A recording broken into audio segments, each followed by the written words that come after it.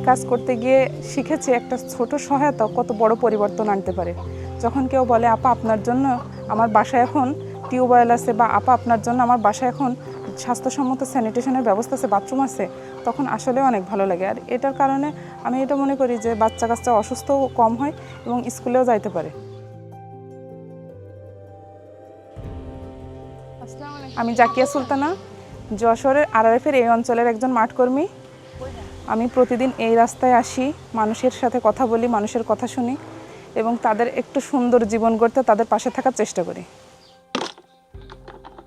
যে আমাদের মনে করেন আগে বাইরে বাথরুম ছিল ভালো না, বাইরে মনে করেন বৃষ্টি কাদা আসলে জাতি হয়, বাথরুম বৃষ্টি কাদার সময় ভরে যায়। তারপর আমার জামাই বিয়ে দেওয়া ছিল, জামাই মেয়ে আসলে চাতো না, বাইরে বাথরুম ছিল বলে তার জন্যই আরআরএফের থেকে লোন নিয়ে আমাদের ওই বাথরুমটা করা। এই বাসায় আসার পরে ও অন্য জায়গাতে পানি এনে ব্যবহার করা হতো। ওখানে তো অনেক কষ্ট করেছি, কত পানি লাগিছে আনতে, বাসায় কম পানি লাগে, আনিছি, রান্নাবাড়া করেছি, গা গোসল ধোয়া সব কিছু তো কলের কলের পানি করেছি। আপনাদের কাছে টাকা নিয়ে তাই কল আর বাথরুম করেছি। এই লোনগুলো সুদবিহীন নয়, কিন্তু এমনভাবে সাজানো হয়েছে যে একজন গরিব মানুষও পরিশোধ করতে পারে। মানুষ অনেকেই ভয় পায় যে লোন নিলে কিভাবে শোধ করব। অনেকে ভাবে হয়তো পারবো না, তাদের একটু আত্মবিশ্বাস দিলেই তারা পারে। আমাদের কাজই হচ্ছে আত্মবিশ্বাসটা দেয়া যে তারা পারবে।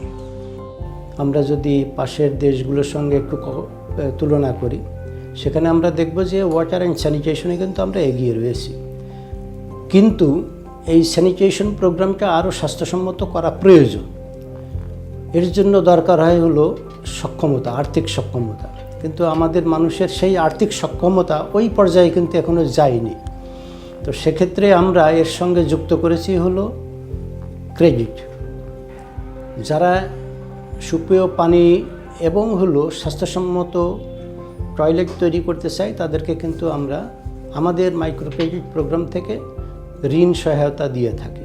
আমরা আশা করছি এই অর্থবৎসরে আমরা প্রায় 1 লক্ষ লোকের কাছে পৌঁছাবো বলে আমাদের ধারণা।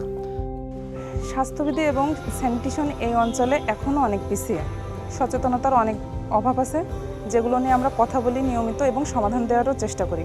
ক্ষুদ্র ক্ষুদ্র পরিসরে লোন দেওয়ার চেষ্টা করি, যাতে তারা তাদের বিশুদ্ধ পানির ব্যবস্থা করতে পারে এবং স্যানিটেশনের ব্যবস্থা করতে পারে। আমি মনে করি আরআরএফের এই যে স্যানিটেশন এবং ওয়াশ প্রোগ্রাম, এটা অনেক মানুষের উপকারে আসছে। আমরা প্রতিনিয়ত এটা নিয়ে কাজ করছি। আশা করি অল্প কিছুদিনের মধ্যেই এই অঞ্চলে শতভাগ মানুষ বিশুদ্ধ পানি পান করবে এবং নিরাপদ ও স্বাস্থ্যসম্মত স্যানিটেশনের আওতায় আসবে।